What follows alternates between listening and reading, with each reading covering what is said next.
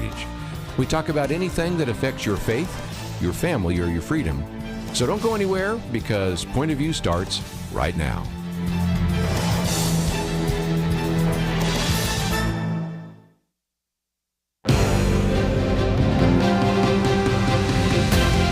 Across America, live, this is Point of View.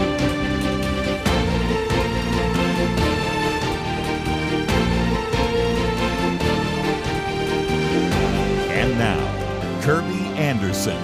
Thank you for joining me. It is a Thursday edition of Point of View, and we're so grateful that you can join us. Next hour, we're going to get into a lot of issues in the news, and there is a lot to cover. There's been action in the United States Senate. There's some more details we'll get into in a variety of different topics, so we will certainly address that in the next hour. And then, of course, tomorrow, we have Dr. Merrill Matthews, Penna Dexter, in our Friday roundtable discussion. So a lot of that will be covered then as well.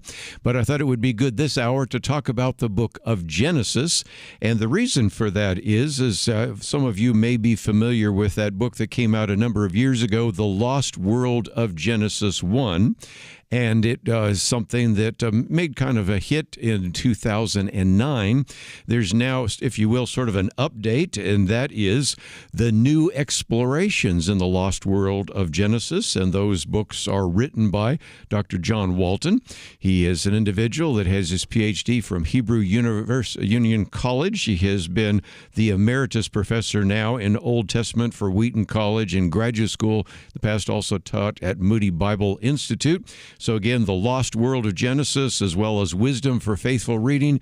And the one we'll be talking about today, published by our friends at InterVarsity Press, and that is New Explorations in the World of Genesis. Dr. Walton, thank you for joining us today here on Point of View.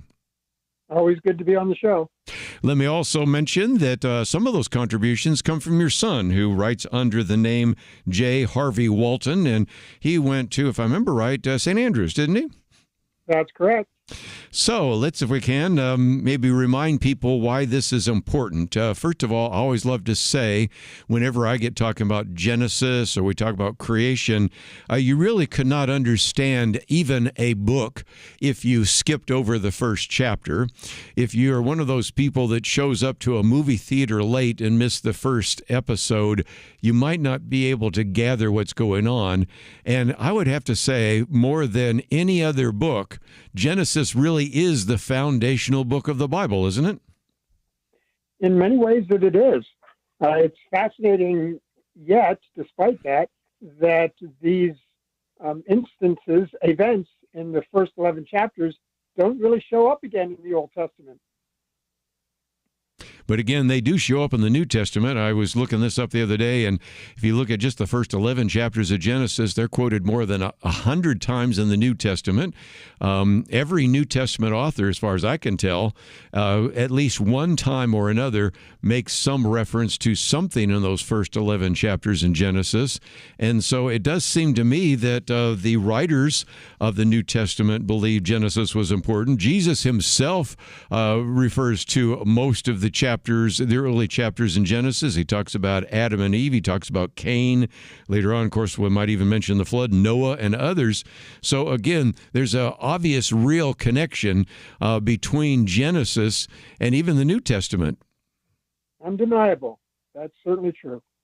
Let's, if we can, maybe get from you a little bit about some of the new additions. A very significant part of your book is on this issue of methodology. And it seems to me that that's, I think, going to be important in our discussion about Genesis, isn't it? Well, it has to be. You know, when we interpret Scripture, it's of such importance to us that we really want to be careful about how we go about interpreting it.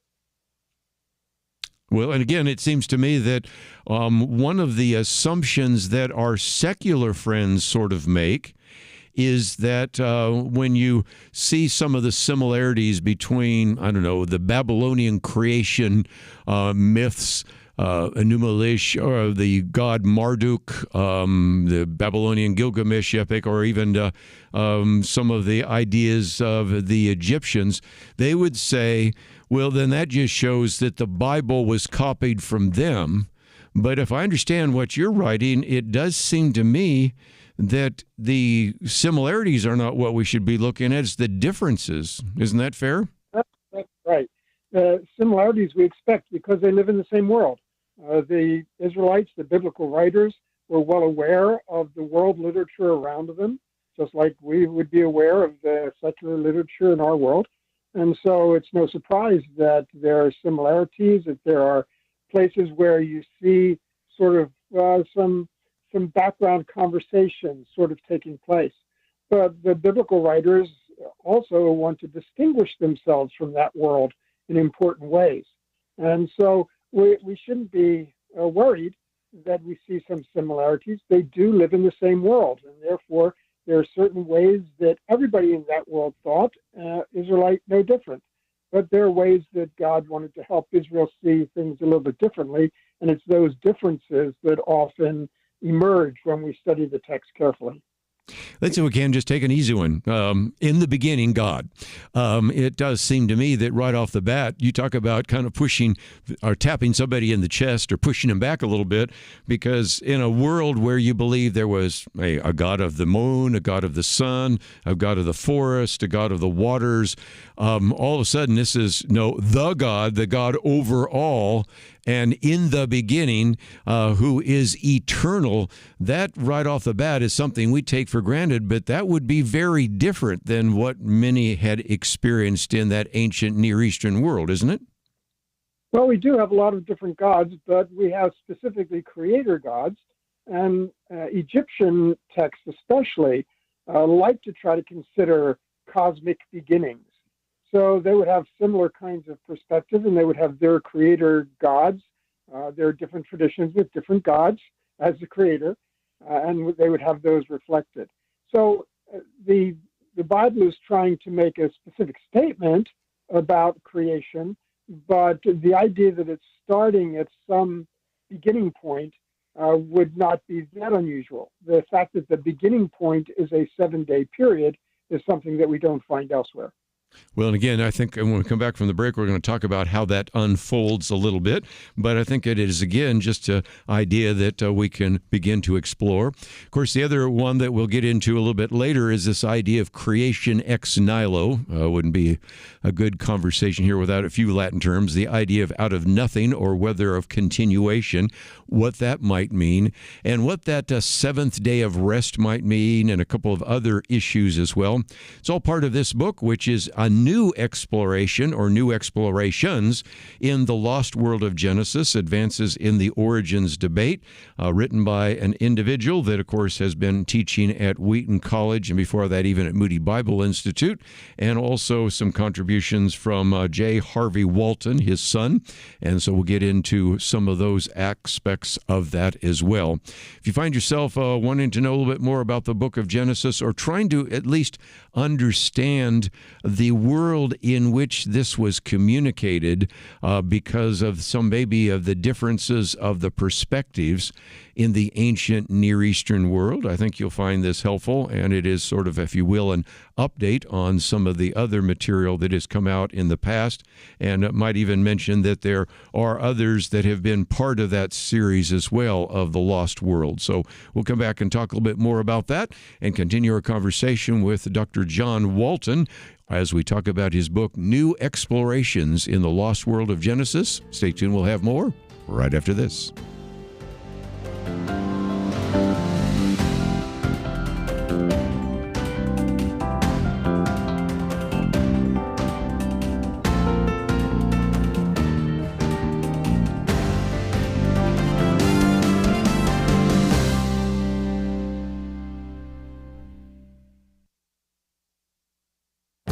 This is Viewpoints with Kerby Anderson. A recent issue of World Magazine asks, can classical liberalism be saved? We're talking about classical liberalism that began with the Magna Carta and is found in its purest expression in the U.S. Constitution. Jenny Lee Schmidt attended the Alliance for Responsible Citizenship Conference and wrote about it in this article. She heard from speakers like Arthur Brooks, Os Guinness, and U.S. House Speaker Mike Johnson, all of whom have been on my radio program to talk about similar issues. The problem facing America and the West was best described in Patrick Deneen's book, Why Liberalism Failed. Liberalism, whether classical or progressive, focuses on an individual's free choice. In the context of our founding and in early America, this meant the individual had the choice to do what is right. Doing good meant doing what is right, not only for the individual, but for the community. As our article mentions and the book explains, liberalism contains the seeds of its own destruction. Our culture has abandoned biblical principles and the Judeo-Christian belief in civic virtue. Self-interest as a guiding principle begets greed, nihilism, and eventually social collapse. The solution would be to return to the bedrock Christian principles upon which Western society was formed. But that is no easy matter apart from a true revival and reformation. Millions of Americans no longer attend church and have little interest in biblical principles. Millions more may attend church but aren't thinking and living according to biblical principles. This is the challenge for America and the Western world. Liberalism probably cannot be saved without a return to biblical values. I'm Kerby Anderson, and that's my point of view.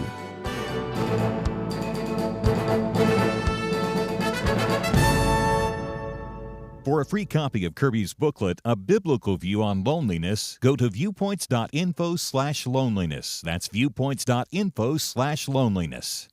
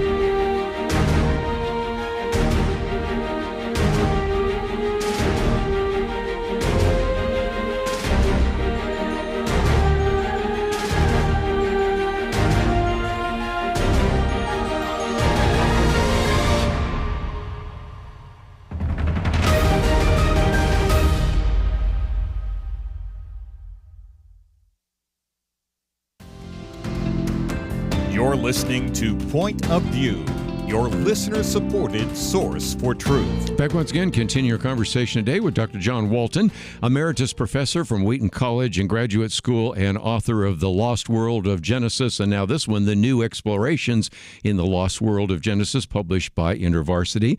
And in just a minute, I thought I might even encourage some of you to grab a Bible and look at the book of Matthew, because one of the things I find sometimes is people say, well, it really doesn't matter what you think about Genesis. I just look at the red letters of Jesus, and of course I run into red letter Christians all the time, but just think about this for a minute. When Jesus is confronting about marriage, he, in Matthew 19, verses 4 through 6, essentially refers back to Adam and Eve.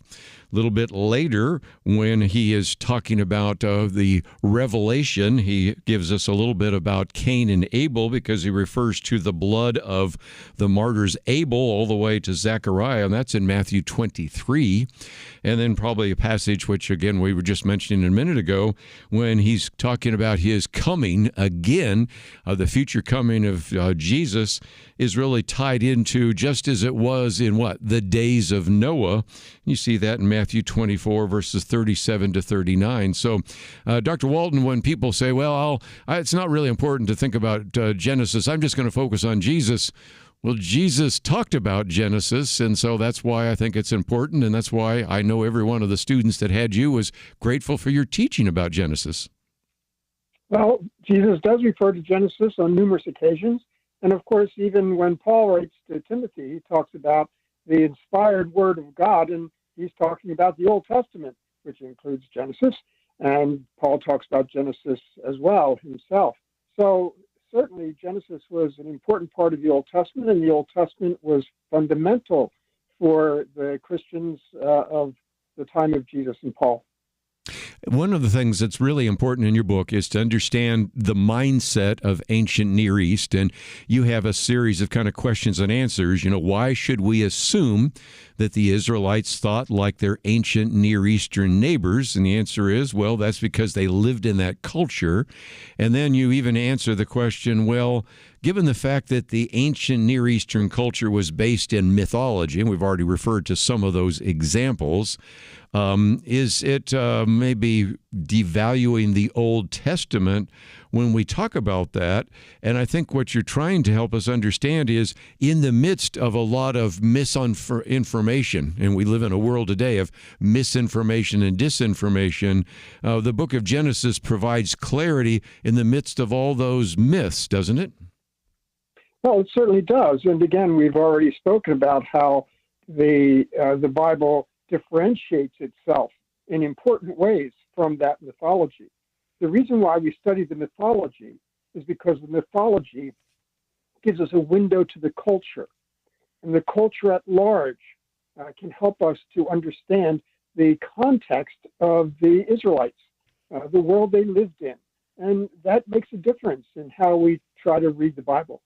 Well, it does seem to me that one of the other things we have to understand is that this interpretation is helpful because sometimes we try to read the Old Testament through the New Testament, or let's be even more honest, we try to even read the Old Testament or the book of Genesis through our 21st century worldview. And words had very distinctive meanings at that time. They were understood in that cultural context, and that's one of the reasons why those of us that occasionally get to teach in Bible school or seminary, of course you teach all the time at that, bring you back to what was the word, what did it mean then, and how can you understand in its cultural context. And if you don't have some of that background, you're going to miss, I think, some valid and very important interpretation, won't you? You not only miss what's important, you also run the risk of imposing something foreign on the text. That's us. We're foreign to the text. We don't like to think of it that way because we like to embrace the text as God's word to me. And it is. Well, it's for us, but not to us. And so we have to be careful that we don't impose our own thinking because that would be foreign to the text. Let's get to Genesis 1 for a few minutes, and that is, again, something you wrote about in your previous book, but you talk about it again, and that is, and this might sound odd until you explain it, the creation account was really focused more on function and order instead of physical and material objects, because you talk about without form and void. Maybe you can help us with, of course, the Hebrew words and others, but to understand that, maybe you have to understand that function and order really were primary, and that's important in understanding Genesis 1, isn't it? Sure. When people in the ancient world, including the Israelites, thought about their world and thought about it being created, set up by the Creator God, they thought in terms of ordering, not so much in terms of manufacturing material or terraforming or things of that sort. They were interested in the God who made it work the way that it works, with purpose. And that's a question of order. So that addresses the question, what kind of creation account is this? Certainly, you could talk about a material manufacturing creation account. We tend to do that in our world. That doesn't mean that everybody thinks about it the same way. What about this idea then of how that ordering falls out in the 7 days? Because we're going to get to what the seventh day means, at least according to some of the material you've put together. But why the 7 days? That is very different than anything else we had seen in the mythologies and the creation accounts of the time, isn't it? Right. We don't have 7-day creation accounts anywhere else. But 7 days is a typical number in the ancient world for an important transition from one status to another.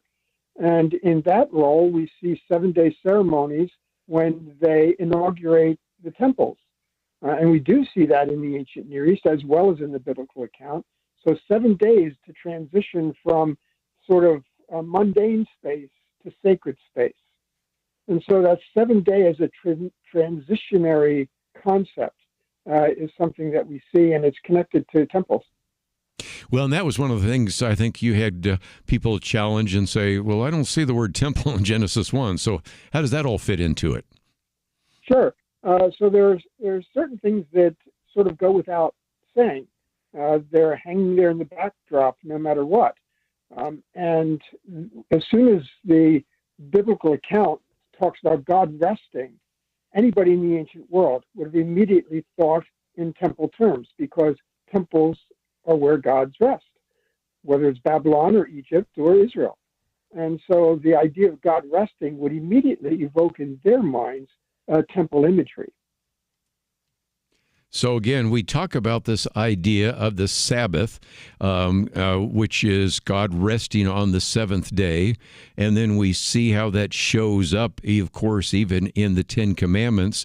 So seventh day is rest, but is it also the idea of sanctified, made holy by God? Can you explain that for us? Certainly the day, that's what it says about the day, that God made it holy. And that's true, but that means that holiness there is not something like morality. Holiness is the idea that it's now identified with God. It's something divine in nature. And that can be because of space or because of time or because of purity or any number of different things. So sanctifying it, making it holy, is saying this has been incorporated now into who God is and what God's about. In the ancient world, when the gods rested in temples, that didn't reflect their sleeping. It rather, when they rest, they don't rest on the bed, they rest on a throne. Mm-hmm. And so resting, the divine rest, is not relaxation or leisure. The divine rest is God's ruling. And that's really important here, because the temple was considered the control room of the cosmos. And so for God to take up his presence on a throne is an important concept. And of course, that ruling was part of what continued to establish and sustain order that creation set up. Now, as that goes from God to humans, I mean, in Genesis 2:3, of course, God rests on the seventh day. By the time you get to Exodus 20, though, it's the idea that 6 days you shall labor and do all your work, and on the seventh day, on the Sabbath day, you rest. So there, it really did, I think, mean rest, or did it also have a temple significance there as well? No, I think there, the thing that causes us trouble in that is that when we read Exodus 20 and we think, oh, well, God rested on the seventh day, and so we rest on the seventh day. That is, we imitate God. That makes us think that somehow leisure is involved, or relaxation, or non-work. But if God resting indicates his resting on a throne, then when we observe Sabbath, when Israel observed Sabbath, it wasn't imitating God. It was participating with God, participating in his reign and rule. We'll take a break and continue that conversation right after this. At Point of View, we believe there is power in prayer, and that is why we have relaunched our Pray for America campaign, a series of weekly emails to unite Americans in prayer for our nation. Imagine if hundreds of thousands of Americans started praying intentionally together on a weekly basis. You can help make that a reality by subscribing to our Pray for America emails. Just go to pointofview.net and click on the Pray for America banner that's right there on the homepage. Each week you'll receive a brief news update, a specific prayer guide, and a free resource to equip you in further action. We encourage you to not only pray with us each week, but to share these prayers and the resources with others in your life. Join the movement today. Visit pointofview.net and click on the banner Pray for America right there at the top. That's pointofview.net. Let's pray together for God to make a difference in our land. Point of View will continue after this.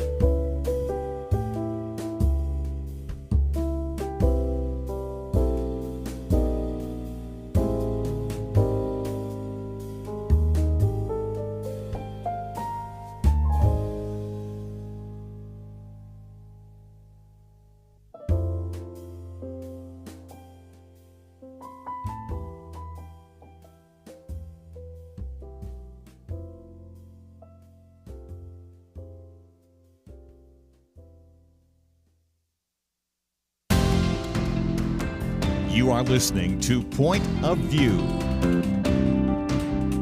The opinions expressed on Point of View do not necessarily reflect the views of the management or staff of this station. And now, here again is Kerby Anderson. Continue our conversation today about Genesis. Dr. John Walton with us, and I might just mention, as we talked about, certainly the statements Jesus made out of the book of Genesis. You also have just the statements related to creation. Paul, for example, says in Romans 1:20, "For his invisible attributes, that is God's, namely his eternal power and divine nature, having been clearly perceived ever since the creation of the world and the things that have been made, so they," that is the atheists, the skeptics, are without excuse. And so we should be seeing, as we talk about so often here on Point of View, in the natural world, evidence of God's power and divine nature. We'll probably talk about that a little bit later. But one of the things that we talked about just a minute ago, Dr. Walton, was, of course, this idea of Sabbath, which I guess really is a little bit different than what you see in Genesis 2 and Exodus 20. But again, you give a different, an additional meaning to this idea of resting in the throne, resting in the temple, and that is something you've talked about in both the Lost World of Genesis 1 and in this one, the New Explorations in the Lost World of Genesis, right? Yes, the idea of human beings resting. I was mentioning that they were participating in God's rule, and that means that the reason why we work on the 6 days and don't work on the seventh is in order to remind ourselves that we're not the ones in control. We're not the ones ruling. It's God who brings order. It's God who is the source of order. And therefore, when we participate in that by observing Sabbath, we're recognizing that we set aside our own attempts to bring order to our world. That's our 6 days of work, in order to remember that God's the one who does that. One of the other things I meant to mention earlier is, as you did that first series on the Lost World of Genesis 1, you've also done like the Lost World of Adam and Eve. And early on in the book, you also talk about this idea of the image of God. Now, we see that not only, of course, in Genesis, but in Psalm 8, verse 5, Hebrews 2:7, talking about the fact that we as human beings are created a little lower than the angels. So again, I think not only in this book, but in your series, you've really kind of taken on the idea of what it means for us, first of all, to be created in the image of God. And then you used to use, and I think you probably still agree with it in part, the idea that we have dominion, we are to subdue and rule. But how do we think through that part of Genesis, since that's so very crucial, even in some of the kind of issues we talk about here on Point of View? So yes, the point that I've made in all of my works is that the image of God is not something that describes us physically or mentally. It rather talks about the task that God has given us. God is the ultimate order bringer, and he has created us to be order bringers alongside him. That's a task. It's not an appearance. It's not a way of thinking. So we are the image of God because we are doing what he is doing. And that's why it mentions subdue and rule there in that text. So that's been throughout my writings. More recently in this book, I brought out an emphasis that I had not brought out before, and that is that the image of God is corporate. That is, humanity is the image of God, rather than each one of us being the image of God. The connection, comparison that I make is with the body of Christ. The body of Christ is such an important concept, but I am not the body of Christ. I participate in the body of Christ. I contribute to the body of Christ. But the whole church corporately is the body of Christ. And I think that image of God is the same kind of concept. All of humanity corporately is the image of God, and each one of us participate or contribute to that. So again, really, there's a connection, if you think about that, between Genesis and all the way over to, 1 Corinthians 12, that each one of us are members, and no part of the body can criticize the other because you need every part working together. And so in some respects, that corporate concept we see in the New Testament, and I think it really goes all the way back to some of the things that are implied even in the Old Testament in the book of Genesis, I think. Yes, and it also helps us understand when Jesus is identified as the very image of God, the ultimate image of God, and that he's compared to all of humanity. He is the ultimate human, the image of God, doing the work of God, working alongside of God the Father to do his task in the world of order bringing. You're good.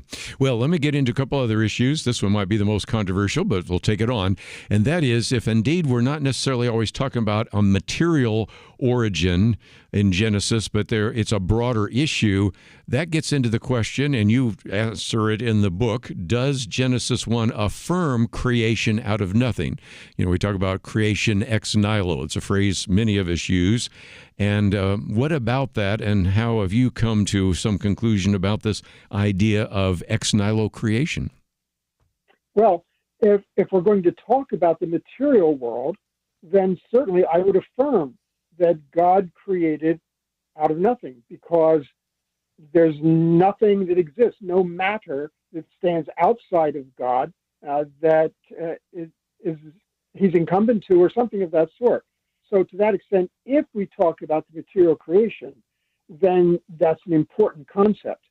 My contention, however, is that Genesis 1 is not talking about the material creation, and rather it's talking about God bringing order. In that case, creation out of nothing is a meaningless question, because he's not talking about the material stuff. He's not talking about objects. He's talking about how God has ordered the world to work. And I think it also gets back to, again, we talk a lot about apologetics here, that even if you accept the secular view of the Big Bang, and I don't, but okay, let's just start with that for a moment, they would say, even the secularists would say, well, the Big Bang gave us time and space. So time was created with the Big Bang, so that means whatever created it would be outside of time. That'd be, I guess, eternal. Space, well, there'd be somebody outside of space. That'd be omnipresent. It would have to be more powerful than the cause and effect. The cause would have to be more powerful than the effect. So that would look like, I don't know, omnipotence. Then you have the fine-tuning of the universe. That would be kind of like omniscience. And after a while you go, okay, can you find anybody that is outside of space and time, all-powerful and all-knowing? Can you think of any possible categories? And so in some respects, whether you're looking at Genesis 1 or whether you're looking at even the Big Bang, it's just a really powerful argument for the existence of God, and that's why you've seen so many people, both scientists and most recently have had Lee Strobel on the program talking about his book, Is God Real? We've got very good evidence, both theologically and scientifically, for the existence of God, don't we? Well, theologically speaking, if there's something that God did not create, that makes him somewhat dependent on it. So it just doesn't make any sense theologically. It wouldn't have made sense to an Israelite, and it doesn't make sense to us. So in that sense, that's what we believe about God as creator. Again, when we come to Genesis 1, we're asking the story not what is everything that God created. That's kind of everything. But rather, what part of God's creative work does this story, this author want to tell? And that's a different sort of question. It's a literary question. Well, let's take a break, and when we come back, I thought I'd pick off maybe two other chapters in your book. One, the garden and trees, the Garden of Eden, and you see the tree of life, good and evil and others. But then in the book of Revelation, with the new heavens and new earth, you see a tree there as well. And then, of course, after we go past Genesis 1 and 2, we come to, of course, Genesis 3, and that is the fall. And how does that fit in as well? And there's some great information there as well. So if you find yourself saying, well, okay, this is a little bit different way to look at this, but it maybe will help me understand a little bit more about one of the most fundamental, if not the fundamental book in the New and Old Testament, in the Bible itself, and that is the book of Genesis. I think I've shown you just very quickly, as we've tried occasionally to refer to other passages. Either I mentioned the book of Psalms, of course, we've mentioned the book of Matthew, we've mentioned a couple of other places. We just a minute ago mentioned 1 Corinthians 12. You can see how the connections between Genesis and so many other passages in the Old or New Testament is key. So we'll come back and we'll talk real quickly about the garden and the trees. What does that mean and what's going on there? And then, of course, we have Adam and Eve in the fall, and that is enough to at least cover much of the material in this book, published by InterVarsity Press. Might just mention it's about 240 pages, great material, and again, maybe kind of an update on some of the material that Dr. John Walton published before. So if you find yourself saying, I'd like to know a little bit more about him, about the book, or some of the other resources, feel free to go to the website pointofview.net.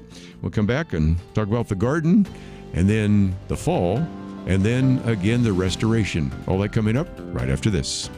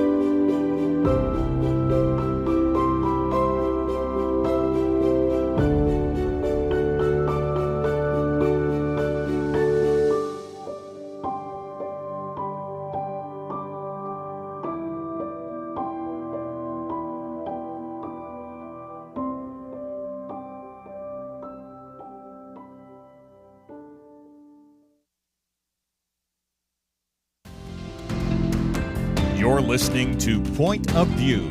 your listener-supported source for truth. Back once again, of course, this Thursday we are broadcasting from the Dallas area, but next Thursday I'll be broadcasting from North Pole, Alaska, KJNP. That'll be Thursday, July 24th. Mentioned that a couple of times. Those of you that are in the Fairbanks, North Pole, Alaska area, if you'd like to come over to the studio, we actually were broadcasting using your time from 10 a.m. to noon, and that is something that we'll be doing, and then we'll be serving lunch to any of the guests. But we do need to know if you're coming, so let me give you a phone number if you plan to attend KJNP next Thursday, July 24th. Give us a call at 800-347-5151. That's 800-347-5151. I'll give it again before the end of the program, obviously, because that is our resource number, just to let you know and let us know that you're coming, and we can plan accordingly. Looking forward to being up there in Alaska next Thursday, but right here we're continuing our conversation for a few more minutes with Dr. John Walton. And one of those sections in your book has to do with what you call the garden and the trees. Some of your new explorations were the garden as a sacred place, and also the comments about the tree of knowledge of good and evil. Can you kind of share some of that with us? Sure. So one of the things that has changed in my thinking due to the influence of my son on his study is to think about the garden. I used to think about it as sort of God taking up residence in the human realm. And his evidence persuaded me that it's better to think of it as humans being placed in the divine realm. Mm-hmm. And it gives a little bit different slant on how we think about the garden experience and what's going on there. Uh-huh. The trees themselves are appropriate in the divine realm because they represent things that are divine prerogatives and divine qualities, and particularly the tree of the knowledge of good and evil, which in my view refers to a tree for the knowledge of what constitutes order and what doesn't constitute order. People were created to work alongside God to bring order, and this tree is connected to that ability to discern what is order, that theoretically people were going to learn as they went along. They're apprentices. And so that idea that that's not for now for them to take, but that is sort of the process that they're going to be in as apprentices, learning about bringing order. Well, and again, let me jump in real quickly because I mentioned also the connection between Genesis and Revelation, because in Revelation 22, you have a river, a water of life, you have a tree, you have a lot of other things. And I might also mention, I think you even quote there, even in the Gilgamesh epic, you have that in the divine realm. So in some respects, we're talking about in the future, in the new heavens and the new earth, which is not necessarily going to be the same as the earth we're in right now. So in some respects, I think even the book of Revelation makes your point, doesn't it? Sure. It's a new heavens and new earth, which means it is a divine realm. God is there. There's no temple. God is there. And the tree, of course, is the tree of life, not the tree of knowledge of good and evil, because the new heaven and new earth is a totally ordered place. No suffering, no tears, and it's a totally ordered place, and therefore it's the tree of life, sustaining life, that's referred to, not the other tree. But that picks up those same themes from Genesis. Well, we can also get to something else, because we always talk about creation, fall, redemption. Well, we haven't mentioned the fall. And as soon as you move from Genesis 1 and 2 to Genesis 3, you run into something. And in some of your previous works, I think you've talked about the fact that there's really nothing like the fall in really ancient Near Eastern literature. And yet, due to some of the insights from your son's dissertation, there are maybe a few parallels. But again, it's helpful to understand that we live in a fallen world. And oftentimes the question comes, where does evil come from? Where does the fallenness come from? The book of Genesis answers that question, doesn't it? Well, in a way it does, but in some of our familiar ways of thinking, it doesn't necessarily. After all, it never mentions sin in that passage. Very true. The Bible's clear, Old Testament all the way through, that we are all sinners, and of course then we are all in need of salvation. But in terms of the origin of sin, it doesn't it tends to place it in the idea of humanity is wired this way. We're wired to be selfish, to want to do things ourselves. It's still not sin until we make that choice, but Isaiah 53, all we like sheep have gone astray. Each one has turned to his own way. And that's what I see as the reflection of Genesis 3, that all of us always, regularly choose to try to build order around ourselves instead of seeing ourselves as working toward God's order. And that's our inherent flaw, and that brings about our sinful behavior. So we have the ability to choose, and yet we choose ourselves. And that's kind of what Augustine was talking about when he talked about sin is curving in on ourselves. Right. And Luther affirmed that same kind of idea. Well, and also, just one last passage, of course, Romans 5, Jesus is referred to as the second Adam, or the last Adam, referring back to, of course, the first Adam in Genesis. And that, of course, helps us understand that he who was without sin became sin on our behalf. And so, in some respects, it brings us back to the gospel, doesn't it? Yeah, and it brings us back to Jesus as the image of God, doing what humanity is supposed to do. He's giving up himself, that self-sacrifice that, as Philippians 2 talks about, he didn't deem the cross unacceptable, but rather gave up himself and humbled himself. Well, Dr. John Walton, I know that as an emeritus professor, you probably like to have a break, and we put you on the spot here for an entire hour, but thank you for writing the book. Thank you for including some of the material from your son, and thank you for giving us an hour today to talk about it. My pleasure. Always good to put ideas in front of people for them to consider. Again, let's, if we can, just before I take a break, encourage you to find out a little bit more of this information.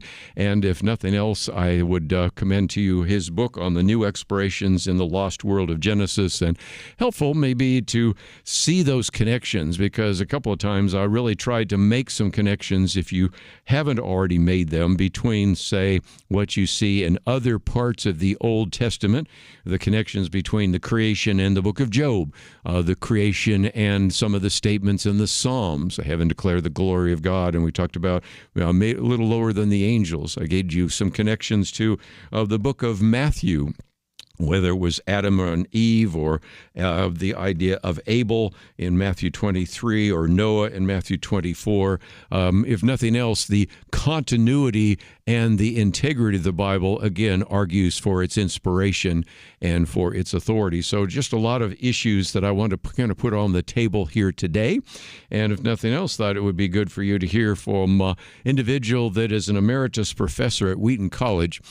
We're the same age, and he's an emeritus professor and retired, and I'm still working. I must be in the wrong business, but nevertheless, let's, if we can, one more time mention for those of you that might be with us next Thursday, if you're in Alaska and can make your way out to KJNP Thursday, July 24th, we would encourage you to come out, watch the program, and most importantly, love to meet you, and of course, we'll have lunch afterwards, so we do need to hear from you. 800-347-5151, 1-800-347-5151. That's the resource number. The on-air number, which I'll give next hour, because we're going to be talking about the Epstein uproar. That's about time.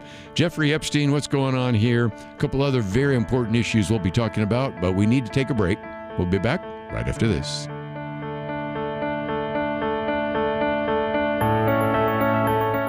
In 19th century London, two towering historical figures did battle, not with guns and bombs, but words and ideas. London was home to Karl Marx, the father of communism, and legendary Baptist preacher Charles Spurgeon. London was in many ways the center of the world, economically, militarily, and intellectually. Marx sought to destroy religion, the family, and everything the Bible supports. Spurgeon stood against him, warning of socialism's dangers. Spurgeon understood Christianity is not just religious truth, it is truth for all of life. Where do you find men with that kind of wisdom to stand against darkness today? Get the light you need on today's most pressing issues delivered to your inbox when you sign up for the Viewpoints commentary at pointofview.net/signup. Every weekday in less than 2 minutes, you'll learn how to be a person of light to stand against darkness in our time. It's free, so visit pointofview.net/signup right now. pointofview.net/signup. Point of View will continue after this.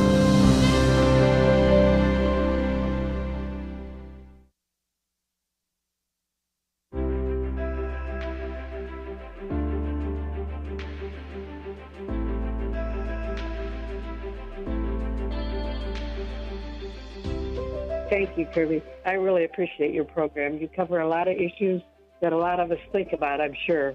And this is the first time I've ever called in, so I appreciate your input, too. Oh, I thank God for what you're doing on Point of View. You guys have more influence across this country than I believe any of them in terms of tackling the issues and getting the truth out to Americans. It's getting to the point where truth just is bottled up on every hand. Every time you turn around, there's another big bottleneck against truth. I hope your listeners realize what Point of View is doing and supports Point of View in every possible way you can. You know, I can't go to Washington. I can't do those things. So the only way that I can help is the way that God has provided for me and to give some of that back to you guys. So like you said, partnering with Point of View because, you know, you can't do it alone. Thank you very much for what you guys do. Believe me, it's a needed thing, and I just hope everybody certainly would get on the bandwagon with you.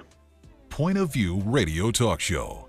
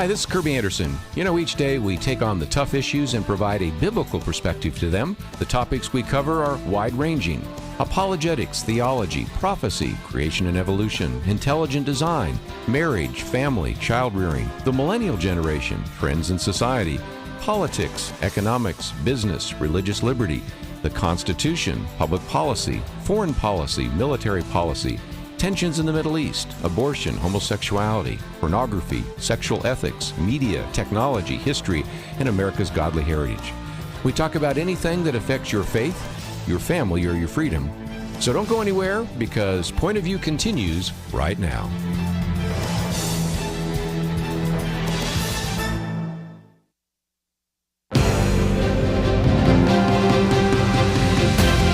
Across America, live. This is Point of View.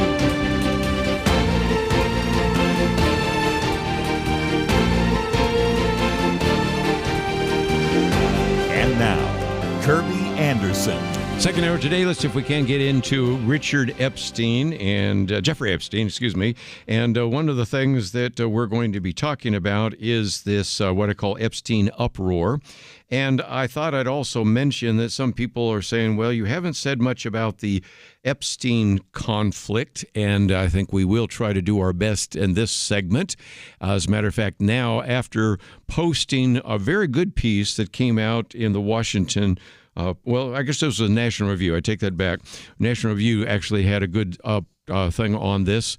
Then you have Donald Trump actually posting yesterday on Truth Social about this. So probably time to cover the Jeffrey Epstein issue. But some of you might also say, well, when are you going to talk about Chip and Joanna Gaines and the gay couple that have been on their program? Well, that is something that Dr. Merrill Matthews suggested we might talk about tomorrow. So I'll just take one issue at a time. And I was thinking this could be a short piece, but after the post yesterday by President Donald Trump on Truth Social, I guess it deserves a little bit more time. He posted this.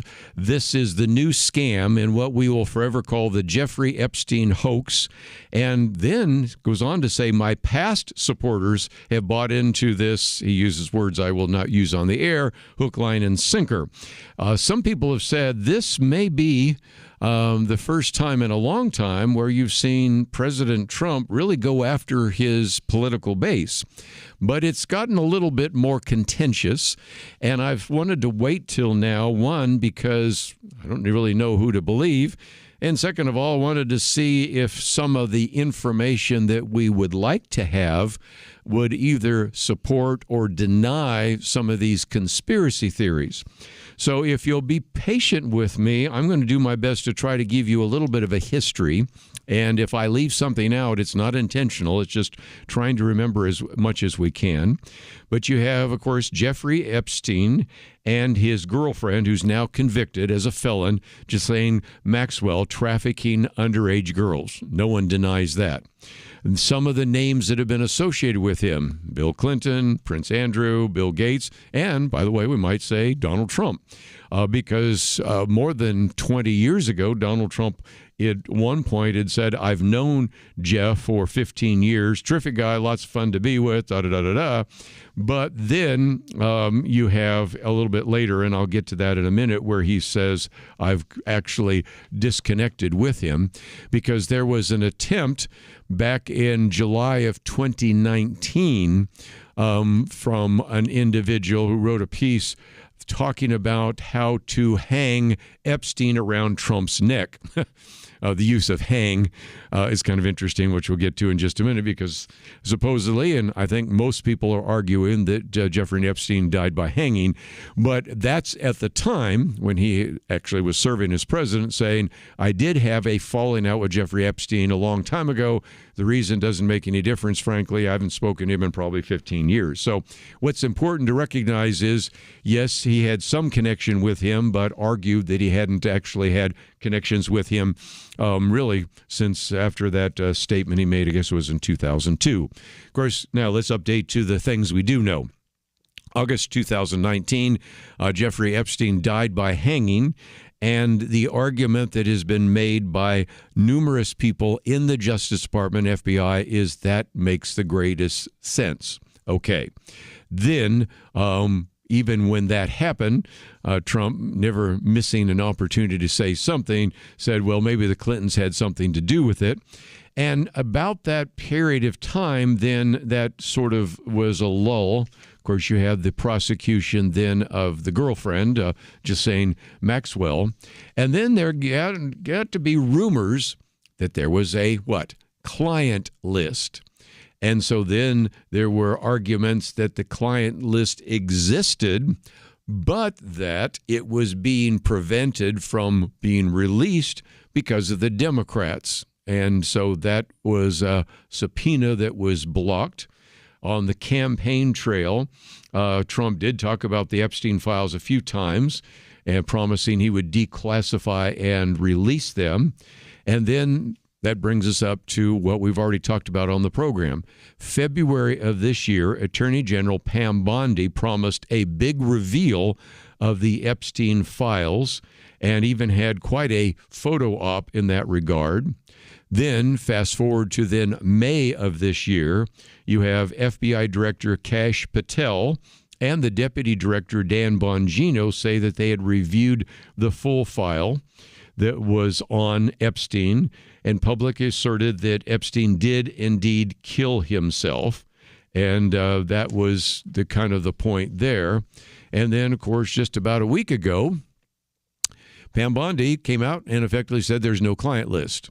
Now, what you did have were some of these various notebooks, but what was released was nothing real interesting, didn't really provide any information that we didn't already have. So with that, let's, if we can, go briefly to the piece that came from the editors of the National Review. They said Attorney General Pam Bondi apparently never heard the adage of under-promising and over-delivering. President Trump's most vociferous media supporters have been in full meltdown over the administration's handling of the Jeffrey Epstein case and have had an obsessive focus about this over these many years. Last week, the DOJ and the FBI put out an unsigned 2-page statement saying there were no additional charges that would be filed in the case. So the editors said, who's to blame? Everyone who has built vast castles of fantasy atop the Epstein case, and they say, including FBI Director Kash Patel, Deputy Director Dan Bongino, prior to assuming his current positions, and especially Pam Bondi, who, of course, is the Attorney General. She hyped the Epstein revelations as the Attorney General by handing out worthless white binders supposedly full of Epstein files to various MAGA influencers and seemingly say on a TV interview that she had an Epstein client list on her desk. This was grossly an example, they say, of self-interested conduct, and it did stoke all sorts of conspiracy theories as well. Now, first of all, they acknowledge it is natural that there are questions around the Epstein case, given his hideous crimes, his lavish lifestyle, his lenient treatment by the law 20 years ago. But they go on to say that it doesn't mean these wild theories are justified. As they point out, you need sort of a Mission Impossible style of operation for them to fake his suicide. And if indeed this was the case, that he was working for a foreign government or something of that nature, they wouldn't have allowed the close associate Ghislaine Maxwell to go to trial. And it's really hard to believe that any of those other theories make much sense, but we'll come into those after the break. But if nothing else, as we've said before, let's have as much transparency as there is, because after the break, I want to quote from Alan Dershowitz, who's been on the program a couple of times.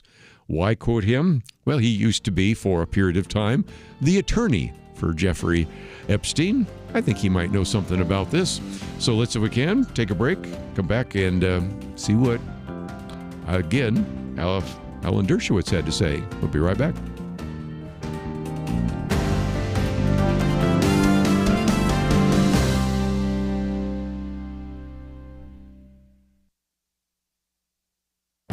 This is Viewpoints with Kerby Anderson.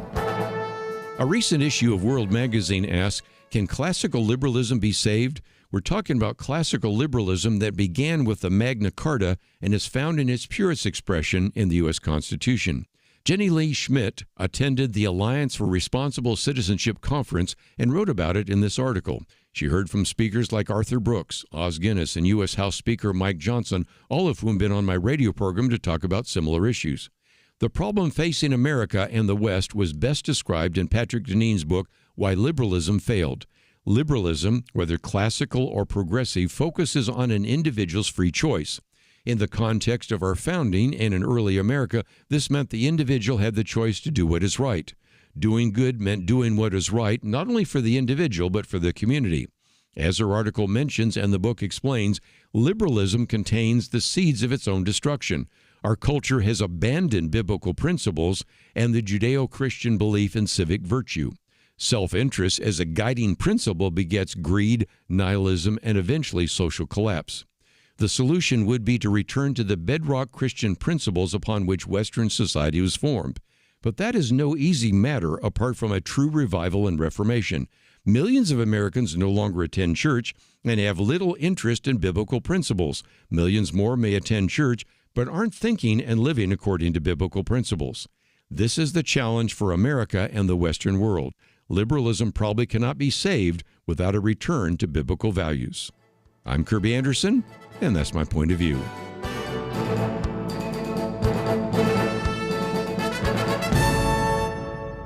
For a free copy of Kerby's booklet, A Biblical View on Loneliness, go to viewpoints.info/loneliness. That's viewpoints.info/loneliness.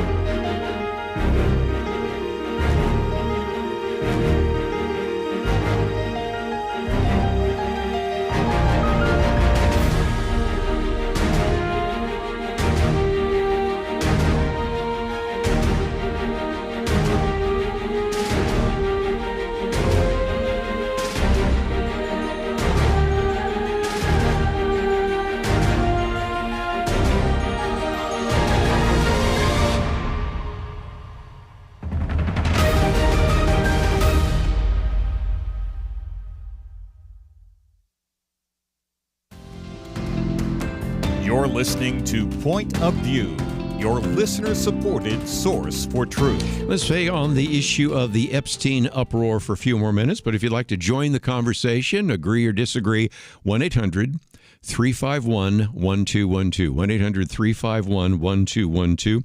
Mentioned just a minute ago that the editors of the National Review, and again, I can pull some others in just a minute, said here's an example of maybe over-promising and under-delivering.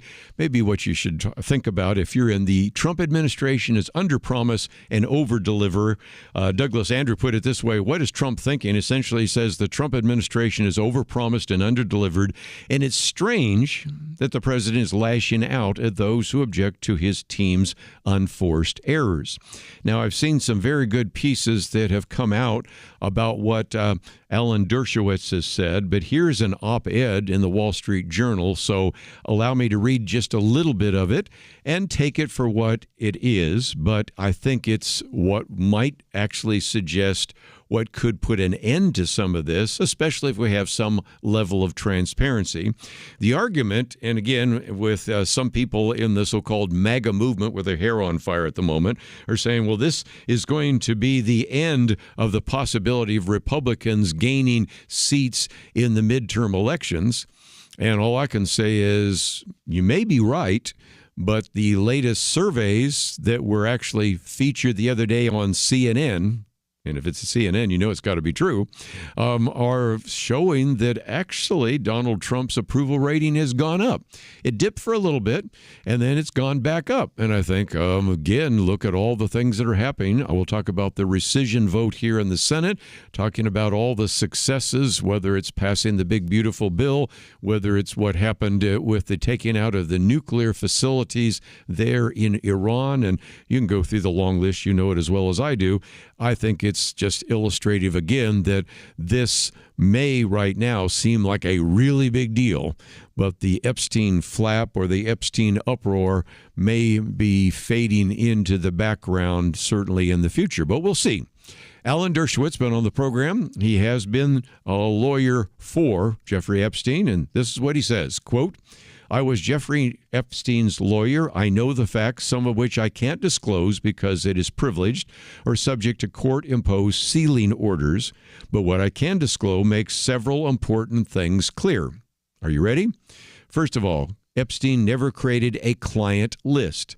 The FBI interviewed alleged victims who named several clients. These names have been redacted. They should be disclosed, but the courts have ordered them sealed. I know who they are. They don't, and this is an interesting line, they don't include any current office holders. We don't know whether the accusations are true. By the way, Gary Bauer points out some of the accusations that came against, like Brett Kavanaugh, Clarence Thomas, and others, all turned out to be false. But, you put your family and your reputation through it for a false idea. So I think there's some reason for that. Anyway, the courts have also sealed negative information about some of the accusers to protect them. That makes a whole lot of sense. Neither the Justice Department nor private defense lawyers are free to disregard court sealing orders. So I think that's important. The media can and should petition the courts for the release of all names and information so the public can draw its own conclusions.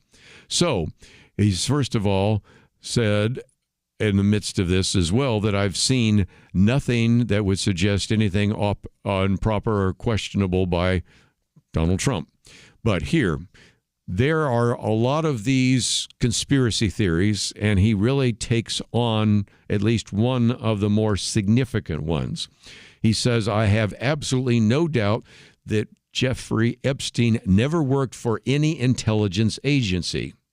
If he had, he surely would have told me and his other lawyers who would have used that information to get him a better deal. As a matter of fact, he points out in parentheses, he wasn't satisfied with the so-called sweetheart deal that he got, which required him to spend 1.5 years in a local jail and register as a sex offender. Then Alan Dershowitz goes on and even says, my sources in Israel have confirmed to me that he had no connection to Israeli intelligence. So the false story, recently peddled by Tucker Carlson, he says probably emanated from credible allegations that Robert Maxwell, the father of Epstein's former girlfriend, Ghislaine Maxwell, said that he worked with the Mossad. So again, there may be more there, but basically what I think you're getting from Alan Dershowitz, who would certainly know a lot about that, is there's no there. And we can continue to spin up all sorts of different kinds of conspiracy theories, but maybe the best way to think about this is the way the piece that I posted by the editors of National Review and others. You can go to some other places where they're saying the same thing. This just may have been a classic illustration of, in order to call attention to yourself, you overpromised and underdelivered. And if that's the case, well, then I think maybe we have to consider whether or not we would eventually want to move on. Just before I take a break, let me take a good other piece here that I wanted you to think about, and it may be something we'll come back to even tomorrow, and that is Mark Pinkert and Susan Green have talked about what they call the fusion of anti-Zionism and social justice, because they said there seems to be something happening in the social justice movements right now. They've all been fused kind of with this anti-Israel activism.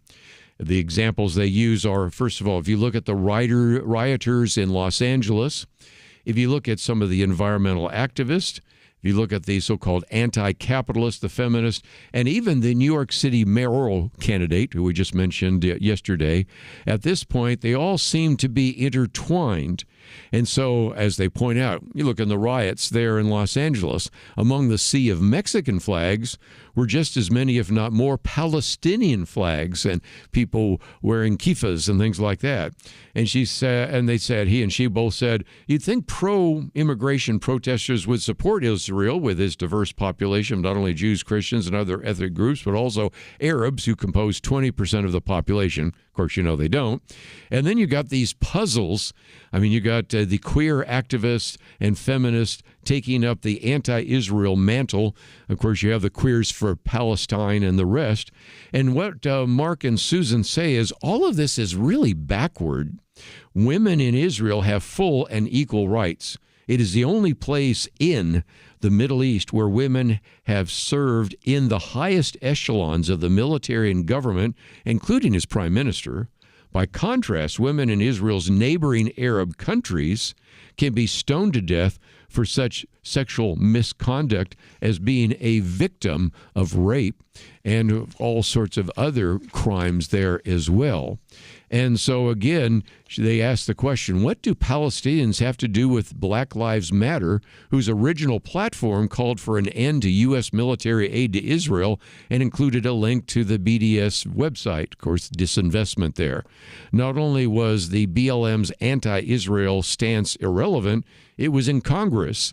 The story of Exodus, in which the Jews escaped Egyptian slavery, really was one of those galvanizing stories and forces behind what we call the American anti-slavery movement. No group has stood more firmly with black civil rights leaders, both in the 1960s and up until present, than have been the Jews. And so they said none of this makes any sense on its face, unless you understand that what this is all about is a deep hatred of the West, which I think connects up with, of course, my commentary today on the loss and the collapse of classical liberalism. Because if you're convinced that the West and classical liberalism, which has given us the idea of human rights and everything else, is evil, then you can begin to see this. And so, if nothing else, we're seeing the prominence, as they said, of an anti-Israel movement in the social justice arena. It's not just a coincidence. It exposes the social justice, what it's always been about, and that is, it is destructive, not constructive, something we've talked about on this program many times before. And although they said the veil has recently been lifted, it's not a new phenomenon. The fusion of the anti-Israel movement and progressive anti-Westernism has its roots in Russia in one place, and certainly Muslim countries in the other place. And so if you've oftentimes said, this really makes no sense that individuals that are at one point waving a Mexican flag challenging immigration, then at the next point are also flying Palestinian flags or flags of Iran. Well, this is, I think, one of the best pieces I found to show how those come together. But let's take a break. Last night, the Senate decided to defund PBS. So we're going to talk about Elmo and what has been taking place there in Congress and even in some of the public relations forays. We'll be right back. The Bible tells us not to worry, and yet there is a lot of worrying stuff in our world today. Thankfully, the Bible doesn't stop at telling us not to worry. God gives us a next step. He says we need to pray. But sometimes even knowing what to pray can be difficult, and that is why Point of View has relaunched our Pray for America movement, a series of weekly emails to guide you in prayer for our nation. Each week you'll receive a brief update about a current issue affecting Americans, along with a written prayer that you can easily share with others. We'll also include a short free resource for you in each email so you can learn more about the issue at hand. Will you commit to pray for America? Go to pointofview.net. Click on the Pray for America banner at the top of the page to subscribe. Again, that's pointofview.net. Click on the Pray for America banner. Let's pray together for God to make a difference in America. Point of View will continue after this.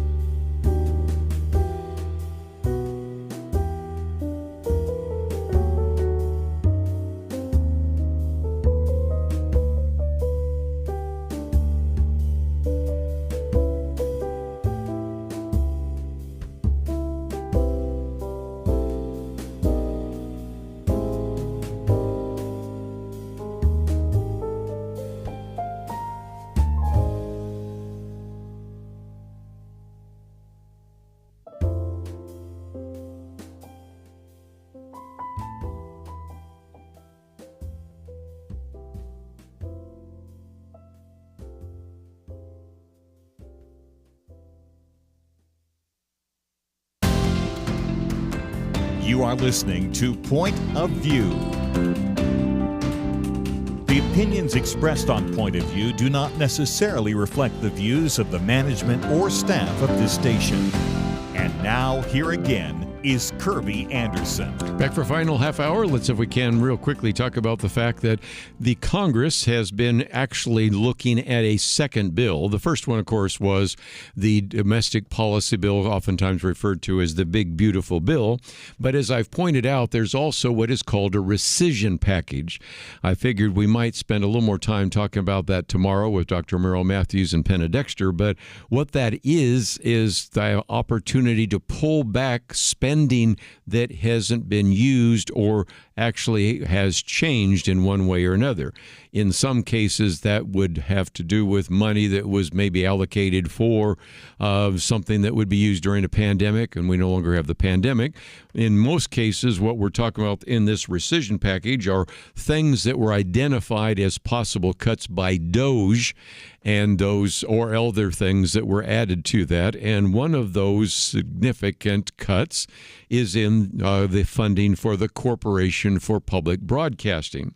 So I thought for just a minute we would get into that briefly, because you're hearing the sky is falling, and yet maybe that is a little overdone. And so what I thought I would do is post this piece about PBS and Elmo. But before I do, let's talk about poor Elmo.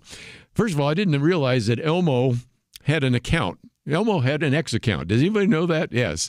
And on Sunday, the X account of Elmo's was hacked and was basically anti-Semitic. And so as a result, the Sesame Street Workshop posted, Elmo's X account was briefly hacked by an outside party in spite of the security measures in place. We strongly condemn the abhorrent and anti-Semitic and racist content, and the account has been secured. These posts in no way reflect the values of Sesame Workshop or Sesame Street, and no one at the organization was involved. End of story, right? No, wish it was. Turns out that then the New York Times just could not help themselves, so they write about this and say experts have recorded a surge in anti-Semitic and Islamophobic incidents since Hamas led an attack on Israel on 2023 that prompted the Israeli military to invade Gaza. Well, Brianna Wu, who is hardly a person who would agree with many of the things we talk about on the program, nevertheless said this is very disappointing from the New York Times. They are writing about Elmo being hacked to say kill all the Jews, but then they make it about Muslims and Palestine. Nothing about this story involves Muslims. It's journalistic malpractice to conflate the two. All this is to dilute the seriousness of anti-Semitism in what American Jews are facing.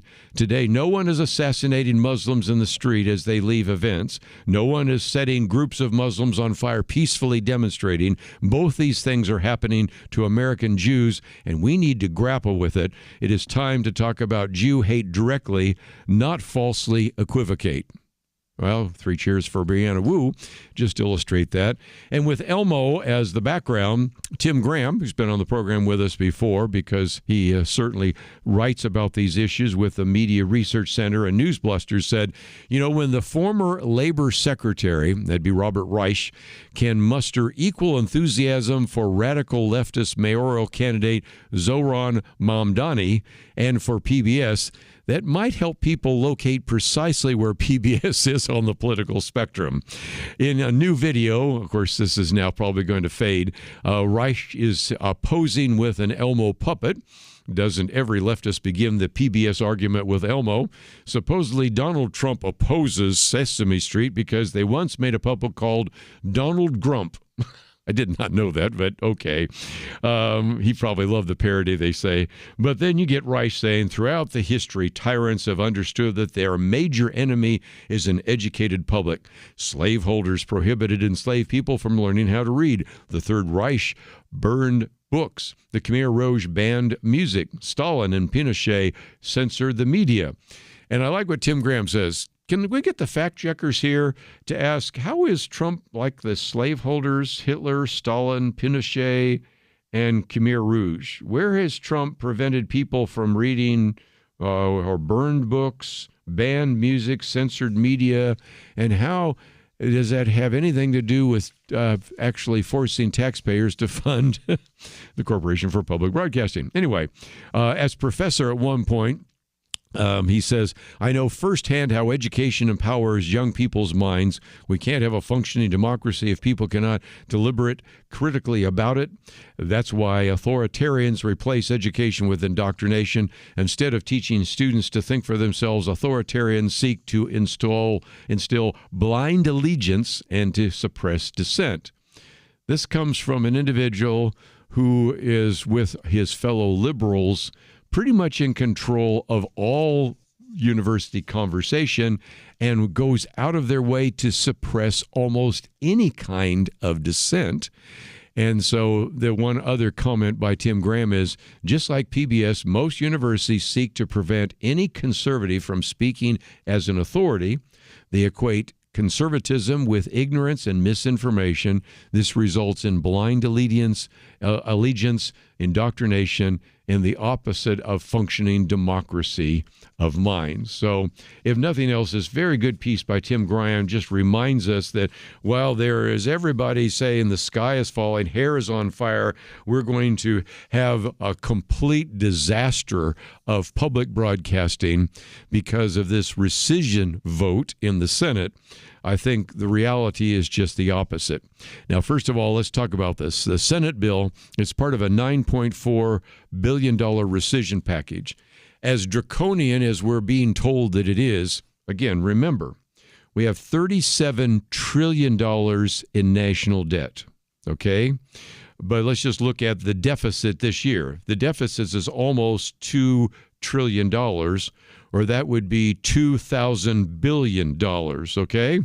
And we're talking about taking out 9 out of 2,000 trillion billion, or however you want to think about it, 2 trillion. So sometimes people can't get there in their heads, 2 trillion and a billion. So 2 trillion is 2,000 billion, and we're taking 9 out of 2,000. And it's still not even coming close to cutting the budget. But you would think that they have taken out a meat cleaver and just completely eliminated everything that's on the chopping block. And sadly, it's maybe taking a splinter out of people's fingers is really what it is.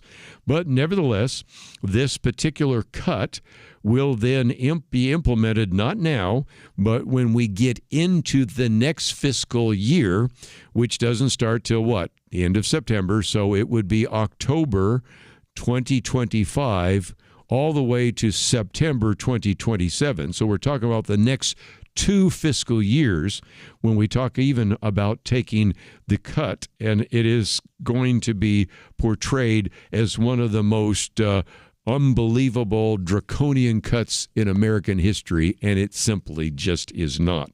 We'll spend some more time talking about that tomorrow.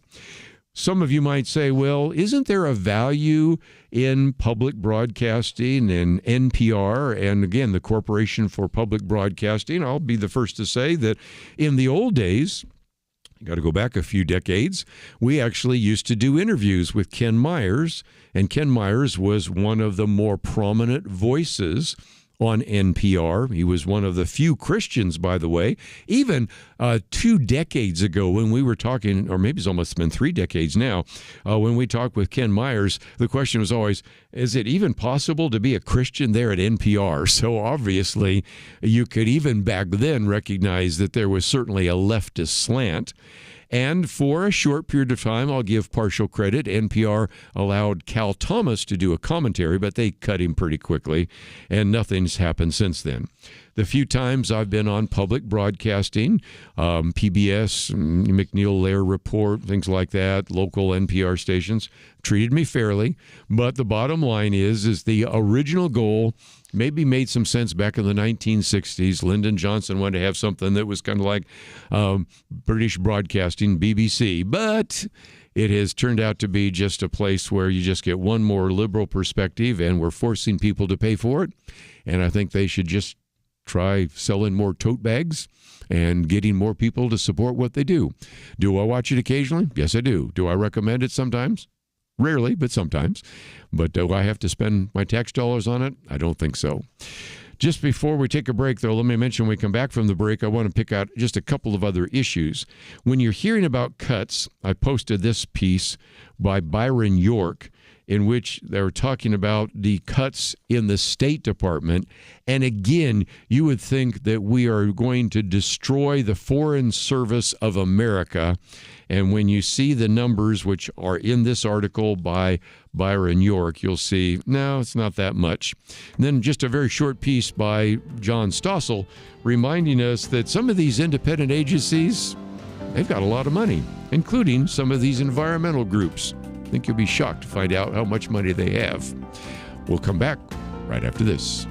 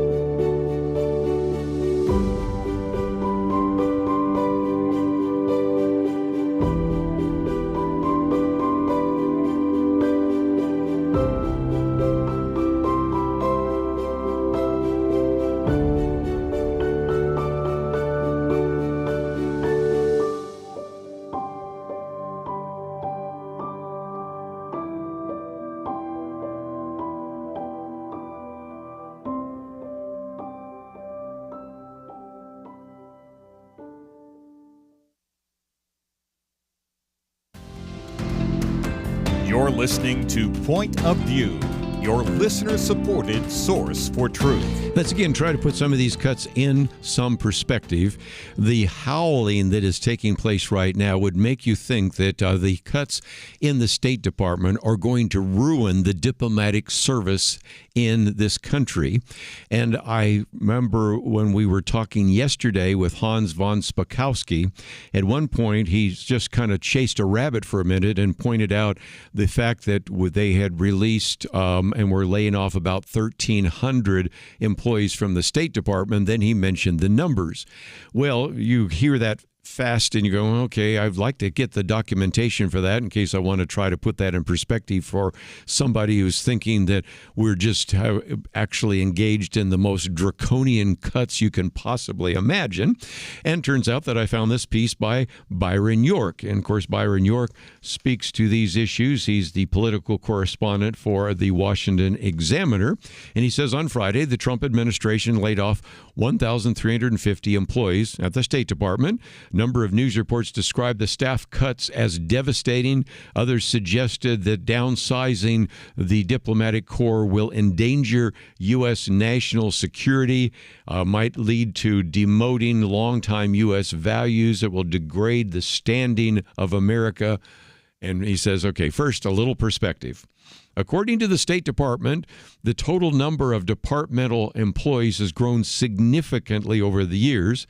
In 2017, there were 57,000, 2015, 72,000. By 2024, we had 80,000 individuals in the State Department, 80,214. And so that's an increase of 22,874 employees just in the course of 17 months. So when you've added 22,874 employees, how can you call a cut of 1,350 to be devastating? Well, you can't. It's not even close. If you just simply said we would take 10%, that's not 10%. Okay, I'd take less than 10% of just the addition, or let's take, about 1% almost of the entire State Department, and you can see the problem. Now, it's interesting that Marco Rubio, interestingly enough, in a statement on April 22nd, said in its current form, the department is bloated, bureaucratic, and unable to perform its essential diplomatic mission. Over the past 15 years, the footprint has had unprecedented growth, and the cost have soared. Far from seeing a return on investment, taxpayers are seen to be less effective and less effective in diplomacy. The sprawling bureaucracy has created a system more beholden to political ideology than advancing America's core national interest. And the cuts are focused and not across the board.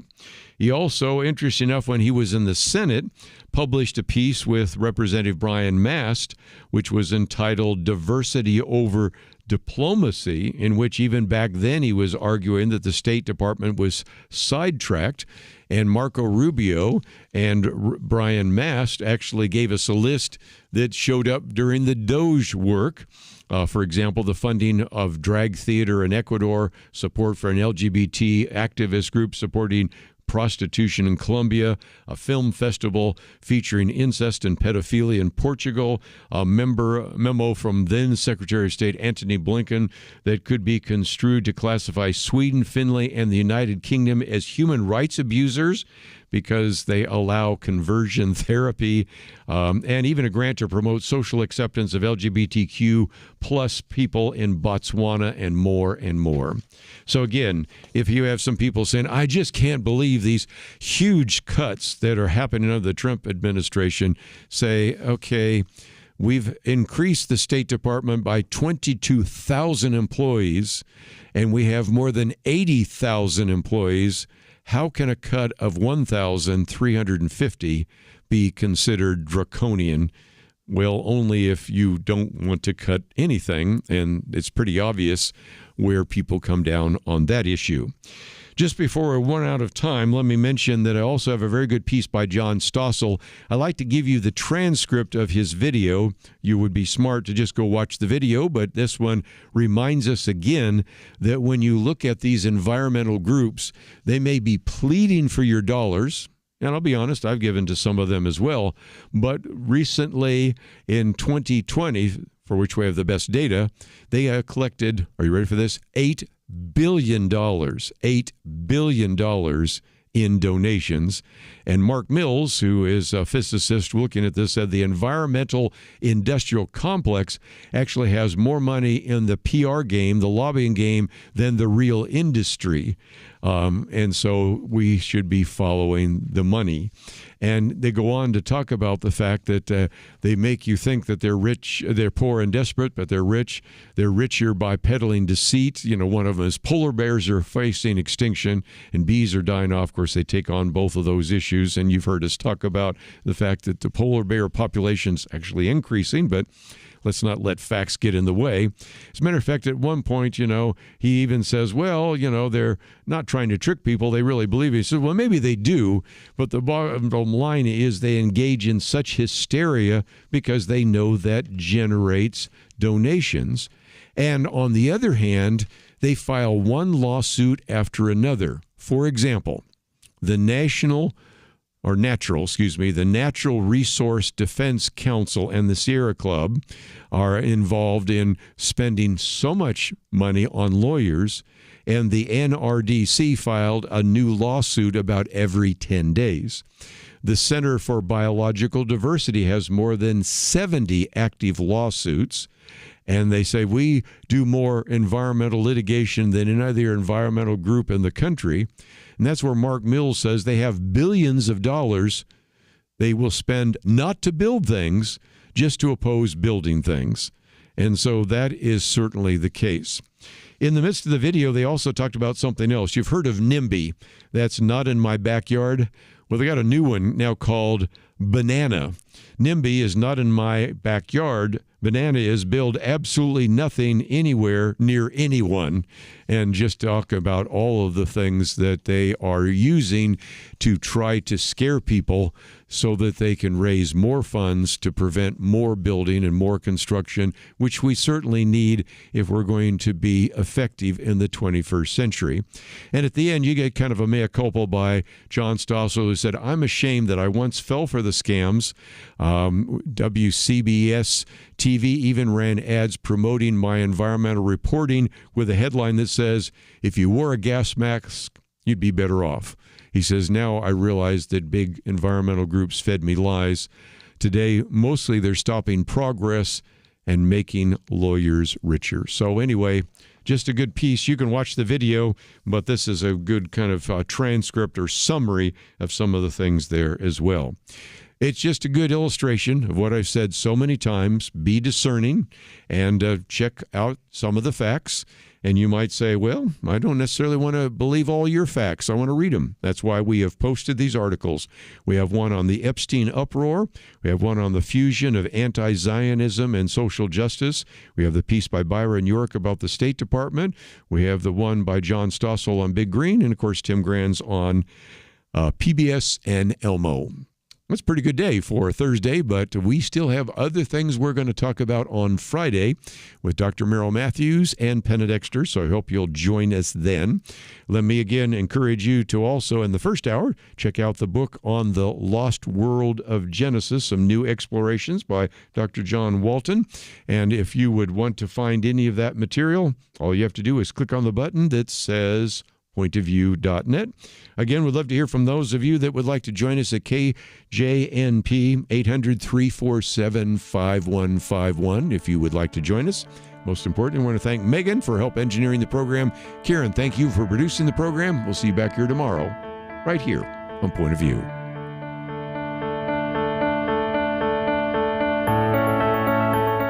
It almost seems like we live in a different world from many people in positions of authority. They say men can be women and women men. People are prosecuted differently or not at all, depending on their politics. Criminals are more valued and rewarded than law-abiding citizens. It's so overwhelming, so demoralizing. You feel like giving up. But we can't. We shouldn't. We must not.